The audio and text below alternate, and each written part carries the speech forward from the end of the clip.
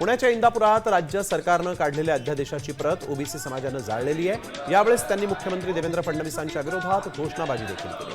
मराठा समाजाला दिलेल्या जीआर बाबत ओबीसी समाजानं आक्रमक भूमिका घेतलेली आहे।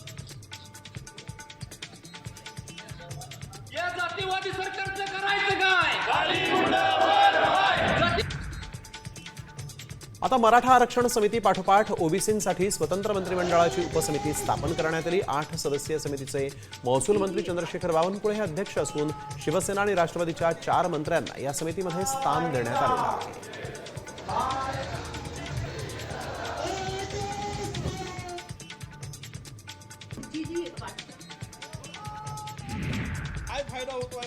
फडणवीस सरकारनं मराठा समाजाची फसवणूक केली आहे असा मोठा दावा काँग्रेस नेते विजय वडेट्टीवार यांनी केला आहे। शिंदे समितीनं कोणताच निष्कर्ष काढलेला नाही। समितीला 2 वर्षांचा काळ का लागला असा सवाल वडेट्टीवार यांनी विचारला।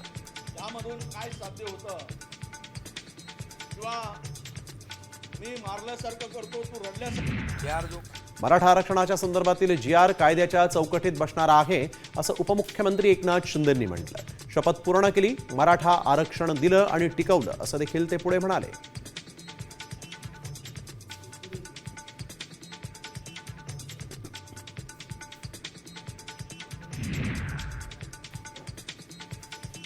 सांगली महापालिकेच्या निवडणुकी ज्या आहेत त्या ताकदीने लढणार असल्याचं काँग्रेस नेते विश्वजित कदमांनी म्हटलेलं आहे।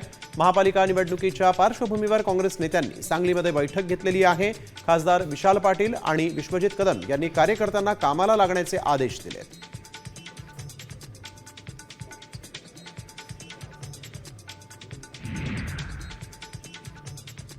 नागपूरच्या कामठी इथं महाराष्ट्र प्रदेश काँग्रेस कमिटीकडून वोट चोर गद्दी छोड राज्यस्तरीय मेळाव्याचं आयोजन करण्यात आलं।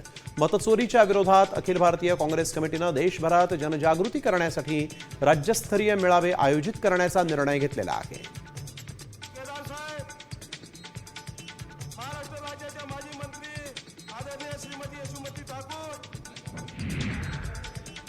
सिंधुदुर्गात भाजपनं मोठी कारवाई केली आहे। कुडाळ नगरपंचायतीतील भाजपनं नगराध्यक्षांसह 6 नगरसेवकांना निलंबित केलेलं आहे। भाजप जिल्हाध्यक्ष प्रभाकर सावंत यांनी पक्षशिस्तभंग केल्याप्रकरणी कारवाई केल्याची माहिती आहे।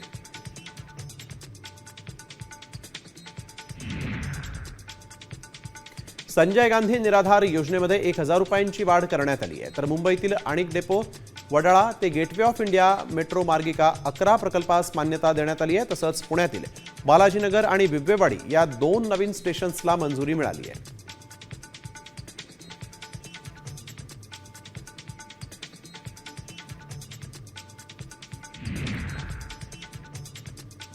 ठाण्यामध्ये गुंड संतोष पवारने विठ्ठल गायकरला आपल्या गाडीनं चिरडतानाचा सीसीटीव्ही समोर आलेला आहे।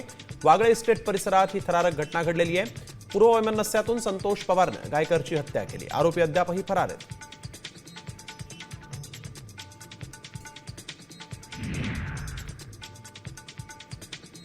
अरुण गवळीची तब्बल 18 वर्षांनंतर नागपूर मध्यवर्ती कारागृहातून सुटका झाली आहे। मुंबईत 2007 मध्ये शिवसेना नगरसेवक कमलाकर जामसंडेकर यांची हत्या झाली होती आणि याच प्रकरणात अरुण गवळी हा सर्वोच्च न्यायालयाने त्याला आता जामीन दिलेला आहे।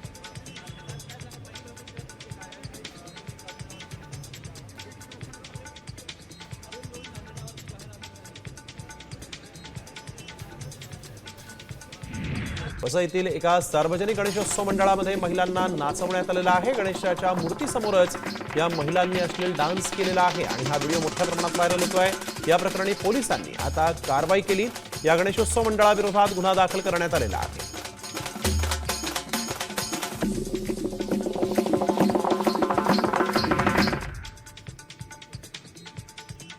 जळगावच्या सराफा बाजारात सोन्याच्या किमतीनं 1,07,000चा विक्रमी टप्पा ओलांडला। सोन्यासह चांदीच्या दरात 3,000 रुपयांची वाढ झालेली आहे। चांदीची किंमत जीएसटी सहित प्रति किलो 1,27,720 रुपयांवर पोहोचली आहे।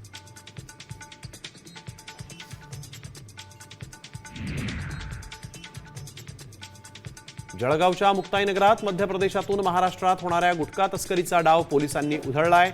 या कारवाईमध्ये गुटख्यासह आयशर गाडी असा एकूण 1 कोटींचा मुद्देमाल जप्त करण्यात आला। या कारवाईमुळे परिसरात खळबळ माजली आहे।